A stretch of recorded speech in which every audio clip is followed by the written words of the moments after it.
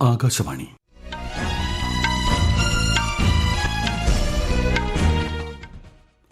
നമസ്കാരം. വാർത്തകൾ വായിക്കുന്നത് വിജേഷ്.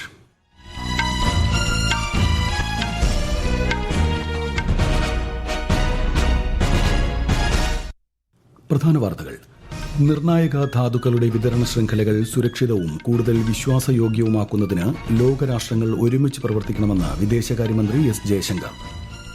രാജ്യത്തെ ആദ്യ സഹകരണ അധിഷ്ഠിത യാത്രാ പ്ലാറ്റ്ഫോമായ ഭാരത് ടാക്സി കേന്ദ്രമന്ത്രി അമിത് ഷാ ഇന്ന് ന്യൂഡൽഹിയിൽ ഉദ്ഘാടനം ചെയ്യും. പരീക്ഷാ സമ്മർദ്ദം ഉൾപ്പെടെയുള്ള വിഷയങ്ങളിൽ പ്രധാനമന്ത്രി വിദ്യാർത്ഥികളുമായി നേരിട്ട് സംവദിക്കുന്ന പരീക്ഷാ പേ ചർച്ച പരിപാടി നാളെ. അങ്കമാലി എരുമേലി ശബരി റെയിൽവേ പദ്ധതിയുടെ 50% ചെലവ് വഹിക്കാൻ തീരുമാനിച്ച് സംസ്ഥാന മന്ത്രിസഭായോഗം. പദ്ധതിക്കായി 1900 കോടി രൂപ അനുവദിക്കും.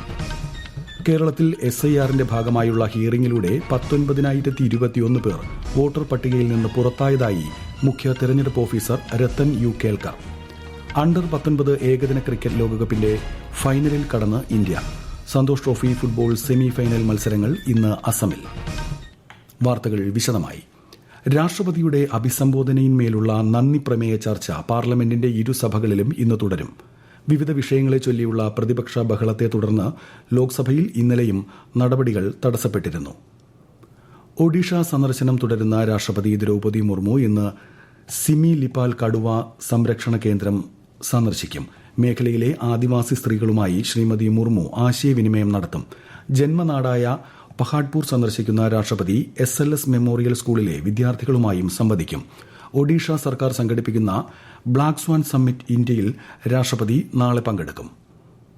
നിർണായക ധാതുക്കളുടെ വിതരണ ശൃംഖലകൾ സുരക്ഷിതവും കൂടുതൽ വിശ്വാസയോഗ്യവുമാക്കുന്നതിന് ലോകരാഷ്ട്രങ്ങൾ ഒരുമിച്ച് പ്രവർത്തിക്കണമെന്ന് വിദേശകാര്യമന്ത്രി എസ് ജയശങ്കർ. വാഷിംഗ്ടൺ DC-യിൽ US state secretary Marco Rubio വിളിച്ചു ചേർത്ത ക്രിട്ടിക്കൽ മിനറൽസ് മന്ത്രിതല യോഗത്തെ അഭിസംബോധന ചെയ്യുകയായിരുന്നു അദ്ദേഹം. നിർണായക ധാതുക്കളെക്കുറിച്ചുള്ള ഫോർജ് സംരംഭത്തിന് ഇന്ത്യയുടെ പിന്തുണയും ശ്രീ ജയശങ്കർ അറിയിച്ചു. വിശദാംശങ്ങൾ. ദേശീയ നിർണായക ധാതു ദൌത്യം, റെയർ എർത്ത് കോറിഡോറുകൾ, ഉത്തരവാദിത്തത്തോടെയുള്ള വാണിജ്യ ഇടപാടുകൾ എന്നിവയുൾപ്പെടെയുള്ള സംരംഭങ്ങൾക്കായുള്ള ഇന്ത്യയുടെ ശ്രമങ്ങളെക്കുറിച്ച് വിദേശകാര്യമന്ത്രി എസ് ജയശങ്കർ യോഗത്തിൽ വിശദീകരിച്ചു. ആഗോള നിർണായക ധാതു വിപണിയെ പുനർനിർമ്മിക്കുന്നതിന് കൂട്ടായ പ്രയത്നം ആവശ്യമാണെന്ന് US vice president JD Vance അറിയിച്ചു. എണ്ണയും വാതകവും പോലെ പ്രാധാന്യമുള്ളതാണ് നിർണായക ധാതുക്കളെന്നും വാൻസ് പറഞ്ഞു. മന്ത്രിതല യോഗത്തിന് മുന്നോടിയായി ശ്രീ ജയശങ്കർ കനേഡിയൻ വിദേശകാര്യമന്ത്രി അനിത ആനന്ദ്, സിംഗപ്പൂരിന്റെ വിവിയൻ ബാലകൃഷ്ണൻ എന്നിവരുൾപ്പെടെയുള്ളവരുമായി കൂടിക്കാഴ്ച നടത്തി. News desk, Akashvani. രാജ്യത്തെ ആദ്യ സഹകരണ അധിഷ്ഠിത യാത്രാ പ്ലാറ്റ്ഫോമായ ഭാരത് ടാക്സി കേന്ദ്രമന്ത്രി അമിത് ഷാ ഇന്ന് ന്യൂഡൽഹിയിൽ ഉദ്ഘാടനം ചെയ്യും. സഹകരണ മേഖലയെ ശക്തിപ്പെടുത്തുന്നതിനും യാത്രകൾ സുഗമമാക്കാൻ പൌരകേന്ദ്രീകൃത പരിഹാര മാർഗങ്ങൾ പ്രോത്സാഹിപ്പിക്കുന്നതിനും സുപ്രധാന നാഴികക്കല്ലാണിത്. ഇടനിലക്കാരെ ഒഴിവാക്കി ഡ്രൈവർമാർക്ക് ലാഭം ലഭ്യമാക്കാനും അവരുടെ സാമൂഹിക സുരക്ഷ ഉറപ്പാക്കാനും ഈ സംവിധാനം മുൻഗണന നൽകുന്നതായി സഹകരണ മന്ത്രാലയം അറിയിച്ചു. കേന്ദ്ര ആഭ്യന്തര മന്ത്രി അമിത് ഷാ 3 ദിവസത്തെ സന്ദർശനത്തിനായി ഇന്ന് ജമ്മു കാശ്മീരിലെത്തും. കേന്ദ്രഭരണ പ്രദേശത്തെ സുരക്ഷ, ക്രമസമാധാനം, വികസന പ്രവർത്തനങ്ങളുടെ പുരോഗതി എന്നിവ വിലയിരുത്തുന്നതിനാണ് സന്ദർശനം. ഇന്ത്യ-US വ്യാപാര കരാർ ഉൽപാദന വളർച്ചയ്ക്കും സാമ്പത്തിക മുന്നേറ്റത്തിനും സഹായിക്കുമെന്ന് കേന്ദ്രമന്ത്രി പീയൂഷ് ഗോയൽ. കരാർ സംബന്ധിച്ച് രാജ്യസഭയിൽ പ്രസ്താവന നടത്തുകയായിരുന്നു അദ്ദേഹം. ചെറുകിട ഇടത്തരം ബിസിനസ്സുകാർക്കും MSMEകൾക്കും ഇതിലൂടെ പുതിയ അവസരങ്ങൾ തുറക്കുമെന്നും ശ്രീ ഗോയൽ പറഞ്ഞു. भारतीय पक्ष अपने संवेदनशील क्षेत्रों, विशेषकर कृषि और दुग्ध क्षेत्रों के हितों की रक्षा सुनिश्चित करने में सफल रहा है. लगभग 1 वर्ष तक चले कई दौर के विचार विमर्श के बाद दोनों वार्ताकार दल द्विपक्षीय व्यापार समझौते के कई क्षेत्रों को अंतिम रूप देने में सफल रहे. പരീക്ഷാ സമ്മർദ്ദം ഉൾപ്പെടെയുള്ള വിഷയങ്ങളിൽ പ്രധാനമന്ത്രി വിദ്യാർത്ഥികളുമായി നേരിട്ട് സംവദിക്കുന്ന പരീക്ഷാ പേ ചർച്ച പരിപാടി നാളെ. പരിപാടി കാണാൻ പൌരന്മാരോട് പ്രധാനമന്ത്രി നരേന്ദ്രമോദി ആഹ്വാനം ചെയ്തു. രാജ്യത്തെ യുവജനങ്ങളുമായി സംവദിക്കുന്നത് ഉന്മേഷദായകമാണെന്നും പ്രധാനമന്ത്രി സമൂഹമാധ്യമത്തിൽ കുറിച്ചു.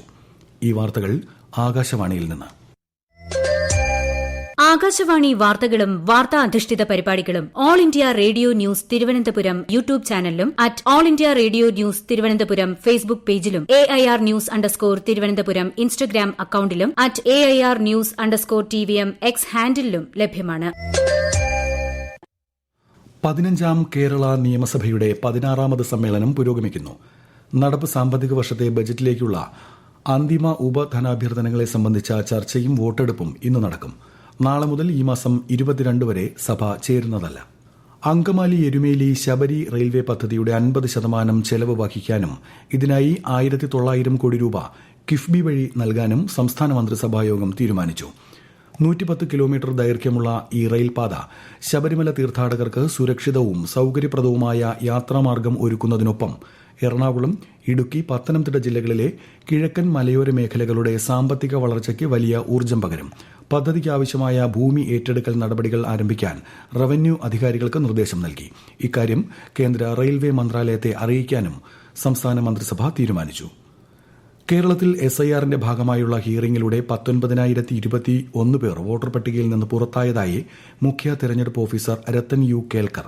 ഇതിൽ 2,510 പേർ എന്യൂമറേഷൻ കാലഘട്ടത്തിൽ മരണപ്പെട്ടവരും 989 പേർ വിദേശ പൌരത്വം സ്വീകരിച്ചവരും 15,522 പേർ താമസം മാറിയവരുമാണെന്ന് അദ്ദേഹം അറിയിച്ചു. അതേസമയം ഹിയറിംഗ് പൂർത്തിയാക്കുന്ന ആദ്യ നിയമസഭാ മണ്ഡലമായി കുട്ടനാട് മാറി. ഈ മാസം 12-നകം സംസ്ഥാനത്തുടനീളം ഹിയറിംഗ് പ്രക്രിയ പൂർത്തിയാക്കാൻ സാധിക്കുമെന്നും അദ്ദേഹം പറഞ്ഞു. തെരഞ്ഞെടുപ്പ് നിരീക്ഷകരെ നിയമിക്കുന്നതിൽ ഇളവ് ആവശ്യപ്പെട്ടുള്ള പശ്ചിമബംഗാൾ സർക്കാരിന്റെ അപേക്ഷ കേന്ദ്ര തെരഞ്ഞെടുപ്പ് കമ്മീഷൻ നിരസിച്ചു. നിയമസഭാ തെരഞ്ഞെടുപ്പിനായുള്ള 25 IAS, IPS ഉദ്യോഗസ്ഥരുടെ പട്ടിക സംബന്ധിച്ചാണ് തീരുമാനം. അതിനിടെ പശ്ചിമബംഗാൾ, അസം, കേരളം, തമിഴ്നാട്, പുതുച്ചേരി എന്നിവിടങ്ങളിലേക്കുള്ള നിയമസഭാ തെരഞ്ഞെടുപ്പിൽ നിരീക്ഷകരായി നിയോഗിക്കുന്ന ഉദ്യോഗസ്ഥരുടെ യോഗം ഇന്നും നാളെയുമായി ന്യൂഡൽഹിയിൽ നടക്കും. പശ്ചിമബംഗാളിലെ SIR പ്രക്രിയയുടെ ഭാഗമായി പേരിലെ അക്ഷരത്തെറ്റുകൾ പോലുള്ള കാരണങ്ങളിൽ വ്യക്തികൾക്ക് നോട്ടീസ് നൽകുമ്പോൾ കൂടുതൽ ജാഗ്രത കാണിക്കണമെന്ന് തെരഞ്ഞെടുപ്പ് കമ്മീഷനോട് സുപ്രീംകോടതി. വിഷയത്തിൽ ഈ മാസം 9-നകം മറുപടി നൽകണമെന്ന് തെരഞ്ഞെടുപ്പ് കമ്മീഷനോടും പശ്ചിമബംഗാൾ മുഖ്യ തെരഞ്ഞെടുപ്പ് ഓഫീസറോടും സുപ്രീംകോടതി നിർദ്ദേശിച്ചു. SIR സംബന്ധിച്ച് മുഖ്യമന്ത്രി മമതാ ബാനർജി സമർപ്പിച്ച ഹർജിയിൽ വാദം കേൾക്കുകയായിരുന്നു കോടതി. ആധാർ കാർഡുകൾ തിരിച്ചറിയൽ രേഖയായി സ്വീകരിക്കാൻ പോൾ പാനലിനോട് നിർദ്ദേശിക്കണമെന്ന് സുപ്രീംകോടതിയിൽ നേരിട്ട് ഹാജരായ മമത ആവശ്യപ്പെട്ടു. അണ്ടർ 19 ഏകദിന ക്രിക്കറ്റ് ലോകകപ്പിൽ അഫ്ഗാനിസ്ഥാനെ 7 വിക്കറ്റിന് പരാജയപ്പെടുത്തി ഇന്ത്യ ഫൈനലിൽ. മലയാളി താരം ആരോൺ ജോർജിന്റെ സെഞ്ചുറി മികവിലാണ് ഇന്ത്യയുടെ തകർപ്പൻ ജയം. സിംബാബ്വേയിലെ ഹരാരയിൽ നടന്ന രണ്ടാം സെമിയിൽ 311 റൺസിന്റെ വിജയലക്ഷ്യം ഇന്ത്യ 41.1 ഓവറിൽ 3 വിക്കറ്റ് നഷ്ടത്തിൽ മറികടന്നു. നാളെ നടക്കുന്ന ഫൈനലിൽ ഇന്ത്യ ഇംഗ്ലണ്ടുമായി ഏറ്റുമുട്ടും. Santosh trophy football semi final മത്സരങ്ങൾ ഇന്ന് നടക്കും. സെമിയിൽ കേരളം പഞ്ചാബിനെയും സർവീസസ് റെയിൽവേസിനെയും നേരിടും. അസമിലാണ് മത്സരങ്ങൾ നടക്കുന്നത്. കൂടുതൽ വിവരങ്ങളുമായി ആകാശവാണി പ്രതിനിധി സുരേഷ് ബാബു. 8ാം കിരീട നേട്ടത്തിലേക്കുള്ള കേരളത്തിന്റെ കുതിപ്പിന് മുന്നിൽ പഞ്ചാബിന്റെ വെല്ലുവിളി കടുത്തതാകും. ക്വാർട്ടറിൽ കരുത്തരായ തമിഴ്നാടിനെ പെനാൽറ്റി ഷൂട്ടൌട്ടിൽ മറികടന്നാണ് പഞ്ചാബിന്റെ സെമി പ്രവേശം. കേരളമാകട്ടെ വർദ്ധിച്ച ആത്മവിശ്വാസത്തിലാണ് കളത്തിലെത്തുന്നത്. മികച്ച മുന്നേറ്റ നിരയും ശക്തമായ പ്രതിരോധവും കേരളത്തിന്റെ മുതൽക്കൂട്ടാണ്. മനോജും സിനാനും സജീഷും ദിൽഷാദും അജ്സലും പിന്നെ ചോരാത്ത കൈകളുമായി ഗോൾവലയ്ക്ക് മുന്നിൽ അജ്മലും നിലയുറപ്പിക്കുമ്പോൾ എതിരാളി എത്ര ശക്തനായാലും മലർത്തിയടിക്കാനുള്ള മനോബലം കേരളത്തിനുണ്ട്. കഴിഞ്ഞ വർഷം കയ്യെത്തും ദൂരത്ത് നഷ്ടമായ കപ്പ് കൈപ്പിടിച്ചൊതുക്കാൻ ഇന്നത്തെ മത്സരം കേരളത്തിന് ജയിച്ചു മതിയാകൂ. ലക്ഷ്യം നേടാൻ രണ്ടും കൽപ്പിച്ചുള്ള പോരാട്ടം മലയാളിപ്പട നടത്തുക തന്നെ ചെയ്യും. വനിതാ പ്രീമിയർ ലീഗ് ക്രിക്കറ്റിൽ ഇന്ന് കലാശ പോരാട്ടം. വഡോദരയിൽ രാത്രി 7:30 ആരംഭിക്കുന്ന ഫൈനലിൽ ഡൽഹി ക്യാപിറ്റൽസ് റോയൽ ചലഞ്ചേഴ്സ് ബംഗളൂരുവിനെ നേരിടും. ബംഗളൂരുവിന് ഇത് രണ്ടാമത്തെ ഫൈനലാണ്. അതേസമയം കന്നി കിരീടം തേടിയാണ് ഡൽഹി ഇറങ്ങുന്നത്. ഈ സീസണിൽ 10 കോടി രൂപയാണ് സമ്മാനത്തുകയായി BCCI അനുവദിച്ചിരിക്കുന്നത്. ജമ്മു കാശ്മീരിലെ കിഷ്ത്വാർ ജില്ലയിൽ ഇന്നലെ നടന്ന ഏറ്റുമുട്ടലിൽ സംയുക്ത സുരക്ഷാ സേന ഒരു ഭീകരനെ വധിച്ചു. ചത്രോയിലെ ഡിജാത്ത് പ്രദേശത്താണ് ഏറ്റുമുട്ടൽ നടന്നത്. പ്രധാന വാർത്തകൾ വീണ്ടും. നിർണായക ധാതുക്കളുടെ വിതരണ ശൃംഖലകൾ സുരക്ഷിതവും കൂടുതൽ വിശ്വാസയോഗ്യവുമാക്കുന്നതിന് ലോകരാഷ്ട്രങ്ങൾ ഒരുമിച്ച് പ്രവർത്തിക്കണമെന്ന് വിദേശകാര്യമന്ത്രി S. ജയശങ്കർ. രാജ്യത്തെ ആദ്യ സഹകരണ അധിഷ്ഠിത യാത്രാ പ്ലാറ്റ്ഫോമായ ഭാരത് ടാക്സി കേന്ദ്രമന്ത്രി അമിത്ഷാ ഇന്ന് ന്യൂഡൽഹിയിൽ ഉദ്ഘാടനം ചെയ്യും. പരീക്ഷാ സമ്മർദ്ദം ഉൾപ്പെടെയുള്ള വിഷയങ്ങളിൽ പ്രധാനമന്ത്രി വിദ്യാർത്ഥികളുമായി നേരിട്ട് സംവദിക്കുന്ന പരീക്ഷാ പേ ചർച്ചാ പരിപാടി നാളെ.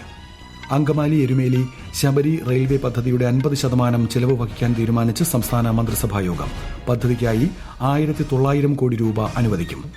കേരളത്തിൽ SIRന്റെ ഭാഗമായുള്ള ഹിയറിംഗിലൂടെ 19,021 പേർ വോട്ടർ പട്ടികയിൽ നിന്ന് പുറത്തായതായി മുഖ്യ തെരഞ്ഞെടുപ്പ് officer Rathan U Kelkar. Under 19 ഏകദിന ക്രിക്കറ്റ് ലോകകപ്പിന്റെ ഫൈനലിൽ കടന്ന് India. Santosh trophy football semi final മത്സരങ്ങൾ ഇന്ന് അസമിൽ. വാർത്തകൾ കഴിഞ്ഞു. അടുത്ത വാർത്താ പ്രക്ഷേപണം 11 മണിക്ക്.